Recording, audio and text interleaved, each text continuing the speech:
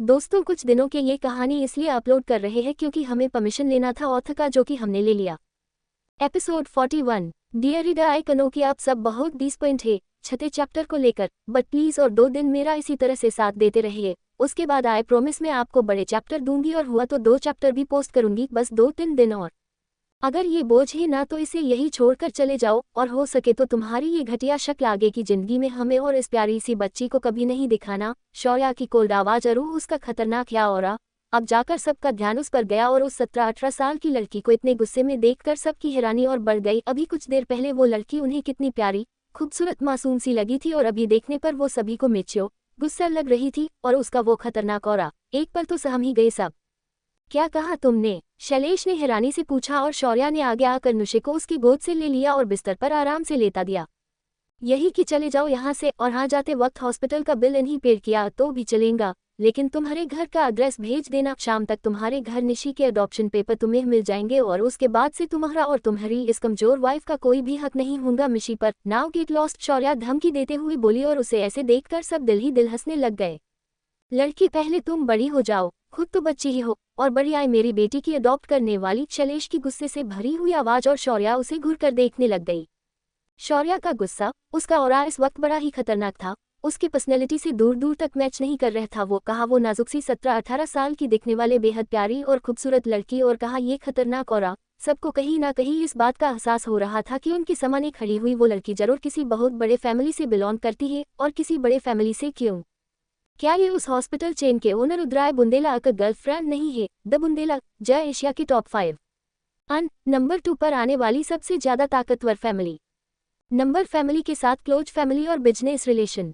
शिवाय बुंदेला जैसे बिजनेस और ओमकारा बुंदेला जैसे माफिया के साथ स्ट्रॉन्ग रिलेशन रखने वाला रुद्राय बुंदेला की भी पहचान कम नहीं थी, और इतना सारे लोगों का सपोर्ट रहने के बाद कोई कैसे भाल कमजोर रह सकता था? उन सबको लग रहा था कि शौर्या का ये ऑरा उसकी फैमिली और उसके रिलेशन की वजह से है, बट वो कहा ये बात जानते थे कि शौर्या आसमान का कोई सितारा नहीं, बल्कि वो एक सूरज थी जिसे चमकने के लिए कभी भी किसी की जरूरत नहीं थी। और ये जो ऑरा उसने अभी सभी को दिखाया था ना, ये उसकी खुद की अपनी ताकत पर, अपनी हिम्मत पर दिखाया था। लड़की, तुम, अम्मा देखो, मुझे चुपचाप यहाँ से मेरी बेटी को ले जाने दो, मैं कहीं और उसका इलाज करवा दूंगा। उस आदमी शैलेश में किसी तरह से कहा। पहले तो उसे शौर्या के स्ट्रॉन्ग ऑरा से इतना कुछ महसूस नहीं हो रहा था, बात बीतते वक्त के साथ उसे एक तरह का डर लगने लग गया था। उसे 2 करोड़, शौर्या ने बस ये 2 लफ्ज कहे और सबकी नजरें फिर एक बार उस पर टिक गई। 2 करोड़ दूंगी तुम्हें, बट उसके बदले ये बच्ची मुझे चाहिए। शौर्या उसकी आंखों में आंखें डालाकर बोली, और 2 करोड़ ये रकम सुनते ही शैलेश तुरंत मान गया। उसके आंखों में चमक आ गई। कहा उसे इस बीमार बच्ची पर पासी खर्च करने पड़ रहे थे, और कहा अब उसी बच्ची के बदले उसे 2 करोड़ मिल रहे थे। मानना तो उसे था ही। मैं कैसे भरोसा कर लूं कि तुम मुझे पैसे दोंगी, और आर तुमने मेरी बेटी को कहीं कुछ कर दिया तो? शैलेश किसी तरह से अपनी एक्साइटमेंट कंट्रोल करते हुए बोला। उसके आंखों में लालच साफ साफ दिखाई दे रहा था, लेकिन एक डर भी था। इस बात का नहीं कि शौर्या उसकी बेटी को कुछ कर देंगी, लेकिन इस बात का जरूर था कि कहीं अगर शौर्या ने पैसे नहीं दिए तो। और उसका ये लालच ना सिर्फ शौर्या बल्कि बाकी सबको भी महसूस हुआ। निशी की अमानियती तो फुट फुट कर रोने लग गई उसकी भतीजा इतना लालच देखकर। तुम उसका खाया रखोगी? मेरी बेटी बहुत बीमार रहती है वो, और मैं कुछ नहीं कर पाती, क्या तुम उसे संभालोगी प्लीज? नियति ने शौर्या का हाथ पकड़ कर रोते हुए कहा। वो काफी बेबस थी, ना ही वो ज्यादा पढ़ी लिखी थी और ना ही उसकी फैमिली आमिर थी। वो एक बहुत गरीब घर से आती थी, तो वो चाह कर भी उसके पति और उसके ससुराल वालों के खिलाफ नहीं जा सकती थी। ऐसा करने से उसे उसके बेटे से भी दूर होना पड़ सकता था। मजबूर थी वो, और ना ही अपनी बेटी को चुन पा रही थी और ना ही उसके बेटे को छोड़ पा रही थी। शौर्या ने एक पल उसकी तरफ देखा, और उसके आंखों में बेबसी देखकर शौर्या को अपनी हालत आ गई। कुछ दिनों पहले वो भी ऐसे ही बेब्स थी जब उस कैद में थी। शौर्या ने बस इतना ही जवाब दिया और उसके फोन में कुछ करने लग गई। चिका से कहकर उसने शैलेश की सारी जानकारी निकाली थी और उसके बैंक अकाउंट में 1 करोड़ ट्रांसफर कर दिए थे। ये पैसे ना ही अभिमन्यु के थे और ना ही बुंदेला फैमिली के, ये उसकी मेहनत की कमाई थी जो उसने हक से करके कमाई थी। भले ही उसके वो पैसे अभिमन्यु से कमाए हो, लेकिन उसके हक के, उसकी मेहनत के पैसे थे वो। अपना फोन चेक करो, शौर्या ने शैलेश से कहा, और तभी उस शैलेश के फोन पर नोटिफिकेशन शो हुई जिसमें उसके अकाउंट पर 1 करोड़ रुपए आ गए थे। वो तो अपनी आंखें मसलते हुए बार बार उन जीरो को देख रहा था और खुश हो रहा था। लेकिन मेरे बाकी 1-1 करोड़, शैलेश ने लालच में आकर कहा, और सभी को उस पार घिन आ गई। शाम को जब तुम अडॉप्शन पेपर साइन कर लूंगी तब तुम्हें मिल जाएंगे, शौर्या बिना किसी भाव की बोली और निशी को चेक करने लग गई। एपिसोड 42। वो डॉक्टर रुद्राय की बहन है। शौर्या ने एक पल उसकी तरफ देखा और उसके आंखों में बेबसी देखकर शौर्या को अपनी हालत आ गई। कुछ दिनों पहले वो भी ऐसे ही बेब्स थी जब उस कैद में थी। शौर्या ने बस इतना ही जवाब दिया और उसके फोन में कुछ करने लग गई। चिका से कहकर उसने शैलेश की सारी जानकारी निकाली थी और उसके बैंक अकाउंट में 1 करोड़ ट्रांसफर कर दिए थे। ये पैसे ना ही अभिमन्यु के थे और ना ही बुंदेला फैमिली के, ये उसकी मेहनत की कमाई थी जो उसने हक से करके कमाई थी। भले ही उसके वो पैसे अभिमन्यु से कमाए हो, लेकिन उसके हक के, उसकी मेहनत के पैसे थे वो। अपना फोन चेक करो, शौर्या ने शैलेश से कहा और तभी उस शैलेश के फोन पर नोटिफिकेशन शो हुई जिसमें उसके अकाउंट पर 1 करोड़ रुपए आ गए थे। वो तो अपनी आंखें मसलते हुए बार बार उन जीरो को देख रहा था और खुश हो रहा था। लेकिन मेरे बाकी 1 करोड़, शैलेश ने लालच में आकर कहा और सभी को उस पार घिन आ गई। शाम को जब तुम अडॉप्शन पेपर साइन कर लोगी तब तुम्हें मिल जाएंगे, शौर्या बिना किसी भाव की बोली और निशी को चेक करने लग गई। इसे सर्जरी की जरूरत तो है, लेकिन उसकी पूरी बॉडी अभी तक इतनी बड़ी सर्जरी करने के लिए रेडी नहीं है। उसकी बॉडी बर्दाश्त नहीं कर पाएंगी सर्जरी को। मुझे सबसे पहले निशी की फिजिकल स्ट्रेंथ बढ़ानी पड़ेगी चिका, शौर्या ने दिल ही दिल कहा और चिका को आवाज लगा दी। चिका मुझे कुछ एनर्जी कैप्सूल चाहिए और कुछ हर्ब्स भी, शौर्या ने कहा और उसे कुछ हर्ब्स के नाम बताकर उन्होंने ऑर्डर करने के लिए कह दिया। चिका अभी उसके कम में लग गई और शौर्या निशी के पास बैठकर उसके सर को सहलाने लग गई। शौर्या, रुद्राय की आवाज से वो होश में आ गई। भाई, शौर्या ने उसे पुकारा और उसकी तरफ उम्मीद से देखने लग गई। भाई प्लीज निशी को बचाइए, उसके सारे ऑर्गन डैमेज हो गए हैं, बट उसकी बॉडी सर्जरी के लिए रेडी नहीं है। मैंने कुछ हर्ब्स मंगवा दिए हैं जिससे उसकी बॉडी 1 महीने के अंदर सर्जरी के लिए तैयार हो जाएंगी, लेकिन उसके बाद उसे अर्जेंटली सर्जरी की जरूरत पड़ेगी और मैं चाहती हूँ कि उसका ऑपरेशन टॉप डॉक्टर्स की टीम करे। भाई, आप टीम अरेंज करोगे ना? शौर्या ने जरा इमोशनल होते हुए ही कहा। शश, रिलैक्स बच्चा और मुझे आराम से पूरी बात बताओ कि क्या हुआ है और ये लड़की कौन है? रुद्राय ने उसे शांत कराते ही कहा और शौर्या उसके गले लग गई। भाई, ये निशी है, इसके डैड। वो एक बहुत घटिया किस्म का इंसान है। आप जानते हो निशी की हालत इतनी खराब है और उसके बावजूद भी वो इंसान। कहते हुए शौर्या ने उससे एक ना एक बात बता दी। मैंने इसे अडॉप्ट कर लिया है भाई, मैं इसकी जिम्मेदारी उठाना चाहती हूँ, शौर्या रुद्राय की तरफ देखकर कॉन्फिडेंस से बोली। ओके शौर्या, मैं समझ गया और आज से इसकी जिम्मेदारी सिर्फ तुम्हारी ही नहीं बल्कि तुम्हारे भाई की भी है। आई प्रॉमिस, मैं उसे ठीक करने की पूरी कोशिश करूंगा, बस तुम टेंशन मत लो, समझ गई ना? रुद्राय उसे प्यार से समझाते ही बोला और शौर्या के ओठों पर स्माइल आ गई। अब बहुत बहुत अच्छे हो भाई, you are the best. Shaurya इस बार सुकून के साथ सर के गले लग गई। अगर वो चाहती तो निशी की सर्जरी खुद भी कर सकती थी, उसे सर्जरी का एक्सपीरियंस था, बट ये सर्जरी थोड़ी डिफिकल्टी थी और निशी काफी छोटी भी थी, सो वो कोई भी रिस्क नहीं लेना चाहती थी। हम खुश रहा करो शौर्या, तुम्हारा भाई तुम्हारी आंखों में आंसू नहीं देख सकता है, रुद्राय बोला और उसने शौर्या के माथे पर ओठ टिका दिए। नर्स, निशी अब मेरी फैमिली है और उसे वही सारी फैसिलिटी मिलनी चाहिए जो बुंदेला और राठौड़ फैमिली को मिलती है। Take care of herself और जो भी टेस्ट उसके बाकी है वो सब अच्छे से करो, रुद्राय ने कहा और एक बार निशी को अच्छे से चेक कर लिया। डोंट वरी, तुम अब बहुत जल्दी ठीक हो जाओगी, शौर्या निशी से बोली और उसके गला को शालाकर उसने यार से उसकी तरफ देखा था। थैंक यू दी। निशी की वो कमजोर सी आवाज मगर आंखों में आई हुई चमक शौर्या से छिपी नहीं थी। उसके डैड का और बाकी घरवालों का उसके प्रति रवैया उसे हमेशा से काफी दर्द देता था और यही वजह थी कि छोटी सी निशी इतने कम उम्र में काफी समझदार बन गई थी। वो उसकी मोम को भी परेशान नहीं करती थी, बट ये पहली बार था जब उसे किसी गैर के नजरों में खुद के लिए सच्चा प्यार दिखा था। हम अब आराम करो, मैं चलती हूँ, शौर्या ने उससे थोड़ी देर बात की और फिर वहां से रुद्राय के साथ जाने लग गई। वो डॉक्टर रुद्राय की बहन है। ओह, तो ये ब्यूटीफुल लड़की रुद्राय सर की सिस्टर है। लेकिन मैंने तो कभी नहीं सुना था कि बुंदेला जा की कोई बेटी भी है। ये क्या पता, लेकिन बड़े बड़े लोगों के बड़े बड़े सीक्रेट होते हैं। हो सकता है, वैसे भी ये बड़ी फैमिली उनके स्पेशल बच्चों को सेफ रखने के लिए हमेशा छिपा कर रखती है और जब तक वो अपचा स्ट्रॉन्ग या फिर बड़ा नहीं हो जाता तब तक किसी के भी सामने नहीं आने देती। ऐसी ही कई सारी बातें अब वह हो रही थी। लेजेंड, थोड़ी देर पहले तक जहां पूरा लेडी स्टाफ शौर्या को गुस्से से घूर रहा था ना, अब वही पूरा स्टाफ उसके आगे कागे कर रहा था। आफ्टर ऑल उनके ड्रीम बॉय की वो बहन थी और जिस तरफ से रुद्राय उसे ट्रीट कर रहा था उस हिसाब से तो वो बहुत ही स्पेशल थी उसके लिए। फिर शौर्या को इम्प्रेस करना ही था ना, ताकि वो रुद्राय के करीब जा सके। एपिसोड 43 फेन टाइम विथ रुद्राय था। थैंक यू दी। निशी की वो कमजोर सी आवाज मगर आंखों में आई हुई चमक शौर्या से छिपी नहीं थी। उसके डैड का और बाकी घरवालों का उसके प्रति रवैया उसे हमेशा से काफी दर्द देता था और यही वजह थी कि छोटी सी निशी इतने कम उम्र में काफी समझदार बन गई थी। वो उसकी मोम को भी परेशान नहीं करती थी, बट ये पहली बार था जब उसे किसी गैर के नजरों में खुद के लिए सच्चा प्यार दिखा था। हम अब आराम करो, मैं चलती हूँ, शौर्या ने उससे थोड़ी देर बात की और फिर वहां से रुद्राय के साथ जाने लग गई। ओह, तो ये ब्यूटीफुल लड़की रुद्राय सर की सिस्टर है। लेकिन मैंने तो कभी नहीं सुना था कि बुंदेला जा की कोई बेटी भी है ये। क्या पता, लेकिन बड़े बड़े लोगों के बड़े बड़े सीक्रेट होते हैं। हो सकता है, वैसे भी ये बड़ी फैमिली उनके स्पेशल बच्चों को सेफ रखने के लिए हमेशा छिपा कर रखती है और जब तक वो बच्चा स्ट्रॉन्ग या फिर बड़ा नहीं हो जाता तब तक किसी के भी सामने नहीं आने देती। ऐसी ही कई सारी बातें अब वह हो रही थी। लेजेंड थोड़ी देर पहले तक जहां पूरा लेडी स्टाफ शौर्या को गुस्से से घूर रहा था ना अब वही पूरा स्टाफ उसके आगे कागे कर रहा था। आफ्टर ऑल उनके ड्रीम बॉय की वो बहन थी और जिस तरफ से रुद्राय उसे ट्रीट कर रहा था उस हिसाब से तो वो बहुत ही स्पेशल थी उसके लिए। फिर शौर्या को इम्प्रेस करना ही था ना, ताकि वो रुद्राय के करीब जा सके। रुद्राय उसे फिर उसके केबिन में लेकर गया और उसने उससे असिस्टेंट से कहकर उन दोनों के लिए कॉफी मंगवाई। भले ही वो डॉक्टर था, लेकिन उसके साथ साथ उस हॉस्पिटल चेन से जुदा हुआ पूरा बिजनेस वही देखता था और उसमें उसकी हेलो उसका असिस्टेंट रेहान करता था। उसने उन दोनों के लिए कॉफी मंगवाए और वहां से बाहर चला गया। तुमने हॉस्पिटल देख लिया शौर्या, कैसा लगा तुम्हें? रुद्राय ने सवाल किया और आंखों में चमक लाते हुए उसकी तरफ देखने लग गया। जाहिर सी बात थी कि उसे उसकी तारीफ सुननी थी। कईयों ने उसी तारीफ की थी कि वो ITI का उम्र में इतना अच्छा बिजनेस भी करता है और वक्त टॉप डॉक्टर भी है, लेकिन लोगों की तरह से ज्यादा अपनों की तारीफ सुनना सबको अच्छा लगता है। और जब से ओमकारा ने उसे कहा था कि शौर्या ने उसे सबसे अच्छा भाई कहा है और उसकी तारीफ भी की है, तब से रुद्राय अपनी खुद ही तारीफ सुनना चाहता था। बहुत एक्साइटेड था वो, इसीलिए तो कभी भी किसी के सोच से फर्क ना पड़ने वाले उसे आज शौर्या की उसको लेकर सोच से फर्क पड़ रहा था। बहुत बहुत अच्छा है भाई, I am so proud of you. मेरे भाई इतनी होनहार डॉक्टर है ये मुझे पता ही नहीं था। आप बेस्ट हो। शौर्या ने भी उसके दिल जैसा किया और उसकी सच्ची तारीफ की और क्या रुद्रा खुशी से फूल उठा।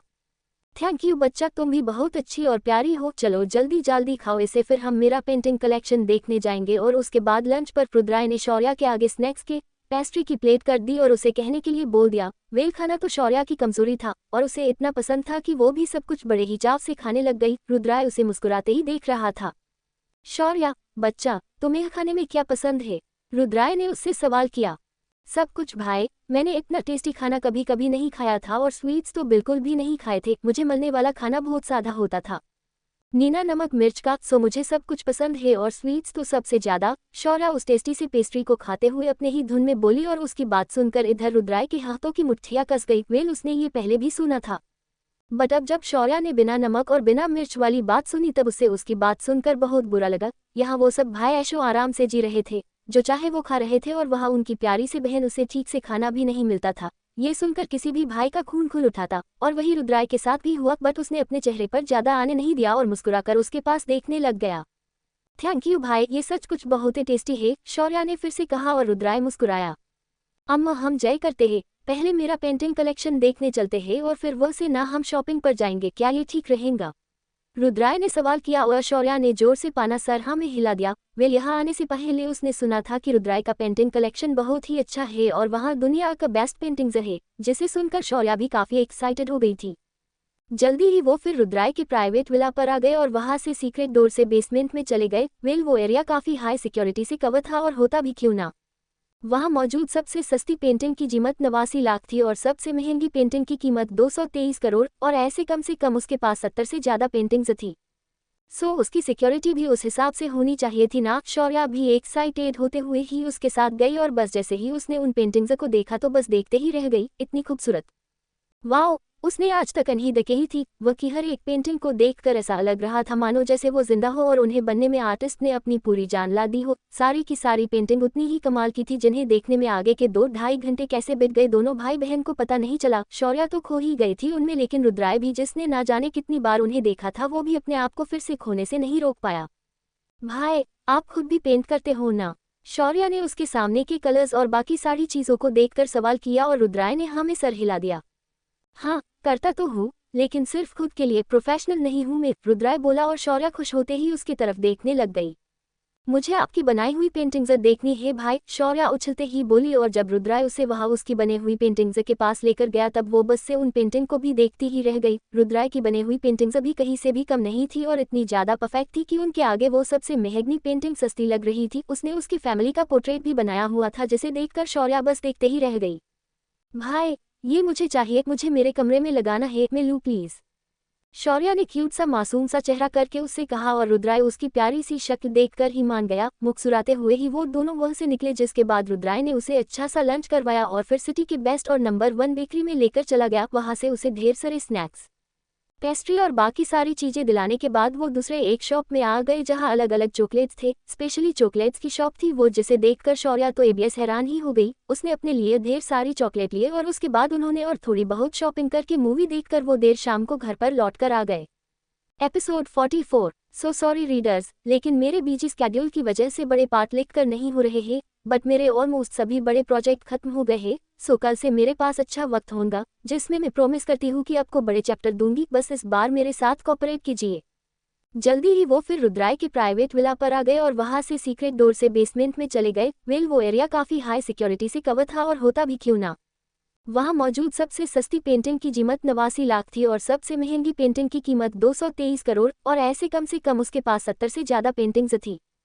सो उसकी सिक्योरिटी भी उस हिसाब से होनी चाहिए थी ना। शौर्या भी एक्साइटेड होते हुए ही उसके साथ गई और बस जैसे ही उसने उन पेंटिंग्स को देखा तो बस देखते ही रह गई। इतनी खूबसूरत, वाओ, उसने आज तक अनही देखी थी। वह की हर एक पेंटिंग को देखकर ऐसा लग रहा था मानो जैसे वो जिंदा हो और उन्हें बनने में आर्टिस्ट ने अपनी पूरी जान ला दी हो। सारी की सारी पेंटिंग उतनी ही कमाल की थी जिन्हें देखने में आगे के 2-2.5 घंटे कैसे बीत गए दोनों भाई बहन को पता नहीं चला। शौर्या तो खो ही गई थी उनमें, लेकिन रुद्राय भी, जिसने ना जाने कितनी बार उन्हें देखा था, वो भी अपने आप को फिर से खोने से नहीं रोक पाया।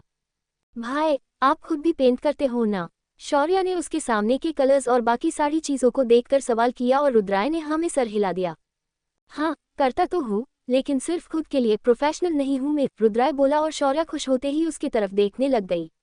मुझे आपकी बनाई हुई पेंटिंग्स देखनी है भाई, शौर्या उछलते ही बोली। और जब रुद्राय उसे वहां उसकी बनी हुई पेंटिंग्स के पास लेकर गया तब वो बस से उन पेंटिंग को भी देखती ही रह गई। रुद्राय की बनी हुई पेंटिंग्स अभी कहीं से भी कम नहीं थी और इतनी ज्यादा परफेक्ट थी कि उनके आगे वो सबसे महंगी पेंटिंग सस्ती लग रही थी। उसने उसकी फैमिली का पोर्ट्रेट भी बनाया हुआ था जिसे देखकर शौर्या बस देखते ही रह गई।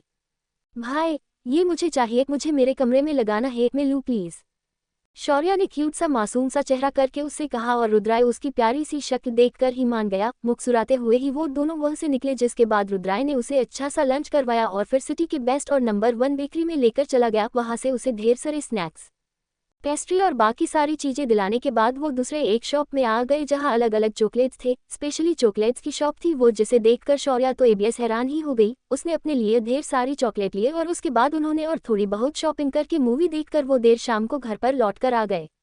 रुद्राय के साथ मुस्कुराते हुए बात करते हुए ये ही शौर्या अंदर पलके में आए और आते ही उसकी नजरें लिविंग एरिया में बैठे हुए उसके मोम डैड और अभिमन्यु पर गई। अभिमन्यु को देखते ही शौर्या के इत्था पर की स्माइल बहुत बढ़ गई और वो सीधा आकर उसके गले लग गई।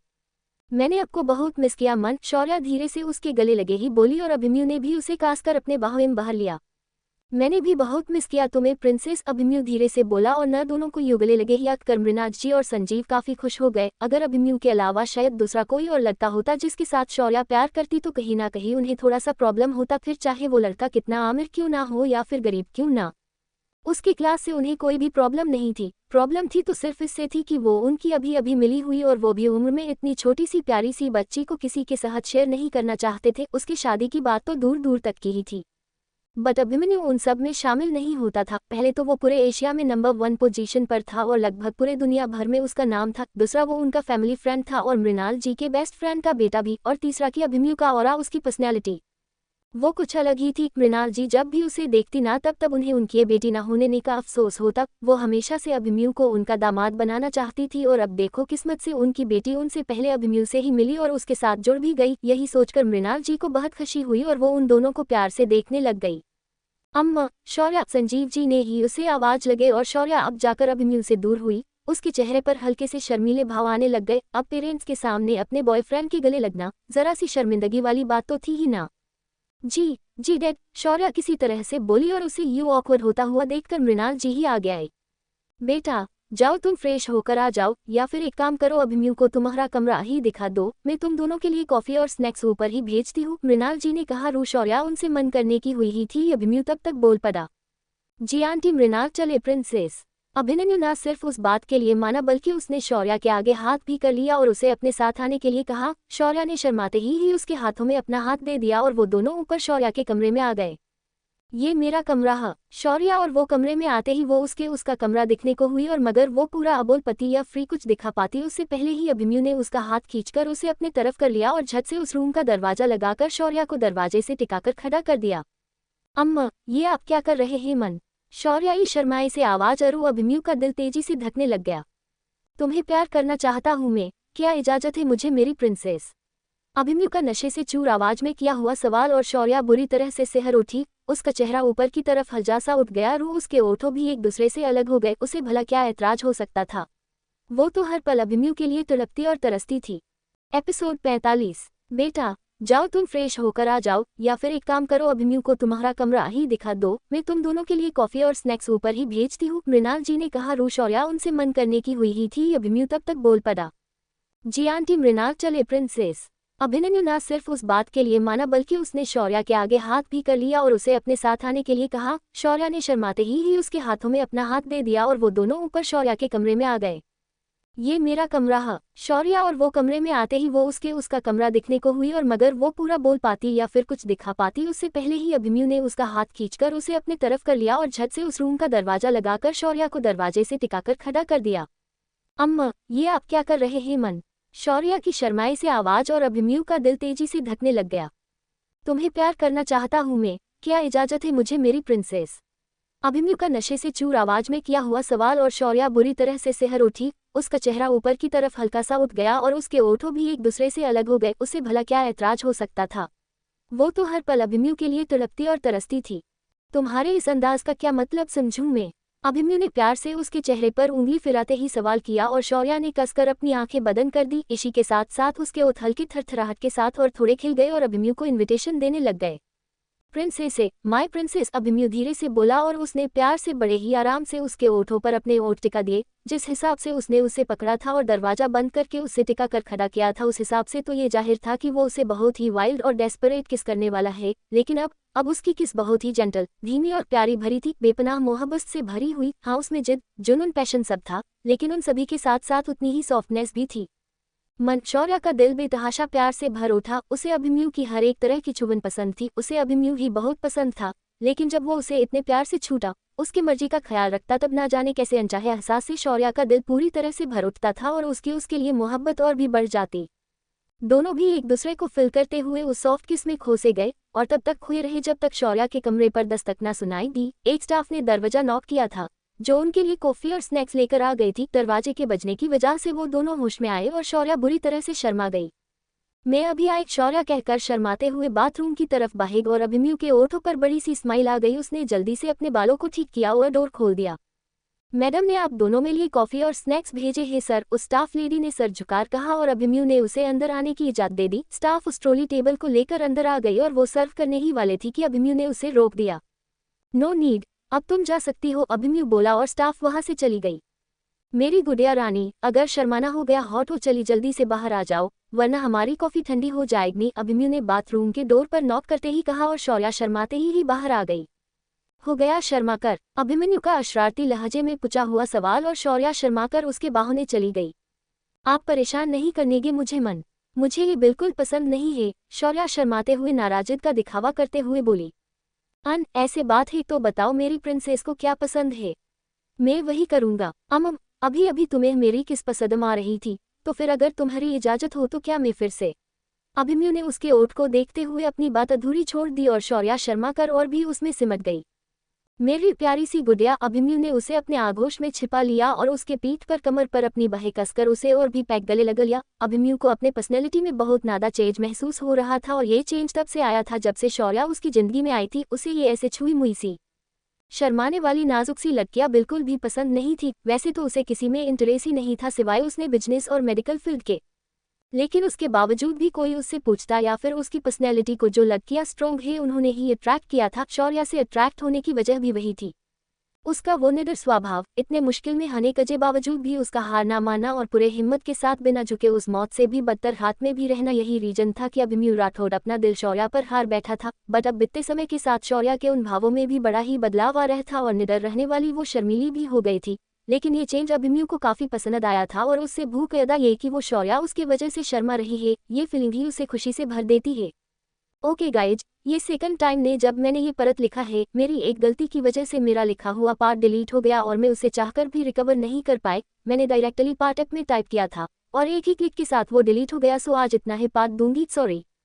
एपिसोड 46। मेरी प्यारी सी गुड़िया। अभिमन्यु ने उसे अपने आगोश में छिपा लिया और उसके पीठ पर कमर पर अपनी बाहें कसकर उसे और भी पैक गले लगा लिया। अभिमन्यु को अपने पर्सनैलिटी में बहुत ज्यादा चेंज महसूस हो रहा था और ये चेंज तब से आया था जब से शौर्या उसकी जिंदगी में आई थी। उसे ये ऐसे छुई मुई सी शर्माने वाली नाजुक सी लड़कियां बिल्कुल भी पसंद नहीं थी। वैसे तो उसे किसी में इंटरेस्ट ही नहीं था सिवाय उसने बिजनेस और मेडिकल फील्ड के, लेकिन उसके बावजूद भी कोई उससे पूछता या फिर उसकी पर्सनैलिटी को जो लड़कियां स्ट्रॉन्ग है उन्होंने ही अट्रैक्ट किया था। शौर्या से अट्रैक्ट होने की वजह भी वही थी, उसका वो निडर स्वभाव। इतने मुश्किल में हने के बावजूद भी उसका हार ना मानना और पूरे हिम्मत के साथ बिना झुके उस मौत से भी बदतर हाथ में भी रहना, यही रीजन था कि अभिमन्यु राठौड़ अपना दिल शौर्या पर हार बैठा था। बट अब बीतते समय के साथ शौर्या के उन भावों में भी बड़ा ही बदलाव आ रहा था और निडर रहने वाली वो शर्मीली भी हो गई थी। लेकिन ये चेंज अभिमन्यु को काफी पसंद आया था और उससे भी ज्यादा ये कि वो शौर्या उसके वजह से शर्मा रही है, ये फीलिंग ही उसे खुशी से भर देती थी।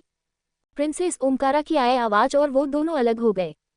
तुम आराम से बैठो, मैं डोर ओपन करता हूँ। अभिमन्यु ने उसे चेयर पर बिठाया और उसके हाथों में कॉफी मग देकर खुद डोर ओपन करने चल गया।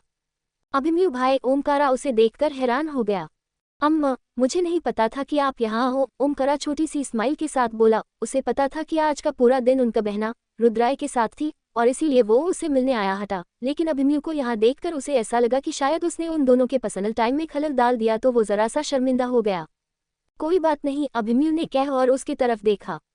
उसकी नजरों का साफ साफ मतलब था कि वो अब यहाँ से चले जाए और उन दोनों को डिस्टर्ब ना करे, एटलीस्ट कुछ वक्त तक ही। और ओमकारा भी समझ गया उसकी नजरों का मतलब। वेल, अगर ये कोई और होता तो सच में इनकारों से आज से सबक सिखाता, लेकिन बदकिस्मती से कहो या फिर खुशकिस्मती से, ये अभिमन्यु राठौड़ था। उससे भी बढ़कर वो उसकी प्यारी सी बहना का बॉयफ्रेंड था और उसकी जान बचाने वाला मसीहा भी। इसीलिए अपने कोल्डनेस और किसी भी मामले में किसी के सामने भी नहीं झुकने वाला ओमकारा बुंदेला उसके सामने झुक गया और बिना कुछ कहे वह से जाने को हुआ। बट तभी, भाई आप अंदर आए। ये ना, शौर्या की प्यारी सी आवाज उसके कानों से टकरा गई और हाय रे, उस प्यारी सी आवाज की बात वो कैसे नहीं सुनता भला।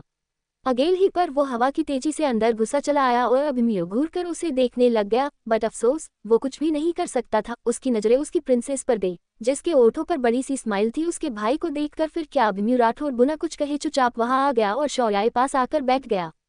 अम्मा, भाई मैं आपके लिए कॉफी मंगवाती हूँ, शौर्या बोली और नचे कॉल करने ही वाली थी कि अभिमन्यु ने ओमकारा को उसके लिए लाई हुई कॉफी ऑफर कर दी। शौर्या ने मुस्कुराकर उसकी तरफ देखा और कुछ बोलने ही वाले थी कि उतने में अभिमन्यु प्यार से बोला, डोंट वरी, मैं तुम्हारे साथ कॉफी शेयर कर लूंगा। अभिमन्यु का कहा और कॉफी का एक सिप लिए हुए ओमकारा को जोर से खांसी आ गई। भाई, शौर्या तुमरम्बत उसके पीछे गई और उसके पीठ को सहलाने लग गई। ध्यान से ना भाई, इतनी जल्दबाजी क्या थी आपको कॉफी पीने की? देखिए लग गया ना ठसका, और अगर आपके ओठ जल जाते तो। शौर्या फिक्र से उससे बोल रही थी और उसके पीठ को भी सहला रही थी। उसकी ये हरकत और ओमकारा के आंखों ने आंसू आ गए। अम्मा, हाँ एक काम करो, तुम दोनों कॉफी एंजॉय करो, मैं अभी आता हूँ। हाँ, ओमकारा ने किसी तरह से कहा और बिना शौर्या से नजरें मिलाए वह से चला गया। भाई को क्या हुआ? शौर्या एक बार अभिमन्यु और फिर ओमकारा गया उस और देखकर बोली और अभिमन्यु ने एक गहरी सांस छोड़ दी। ज्यादा नहीं, बस वो। अभिमन्यु बोल ही रहा था कि शौर्या को समझ में आ गया कि जरूर उसे उनकी बहन कृति की याद आ गई होंगी और उसके चेहरे पर उदासी छा गई।